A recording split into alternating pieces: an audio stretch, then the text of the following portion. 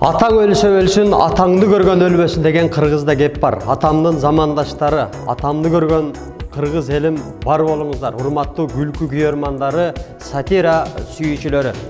2025 жылдын 13, 14, 15 февраль күндөрүндө менин аялдар эркек болушту. Эркектер эмне болушту аттуу күлкү концертимди бергенмин. Ошол концерт 19 сентябрь 19:00-да Кудай буйруса Куудулдар Академиясы YouTube каналынан көрө аласыздар. Ар бир жуманын 5-күндөрү ушул концерт бөлүнүп чыгарылат жана берилет. Көрүп, күлүп жайнап, жакшы сөзүңүздөрдү айтып, колдоп, дуктан берип коюңуздар. Барыңыздар көрүшкөнгө чейин сак саламатта калыңыздар. Жаңы күлкү, жаңы сатиралар менен жүз көрүшкөнгө чейин аман болуңуздар.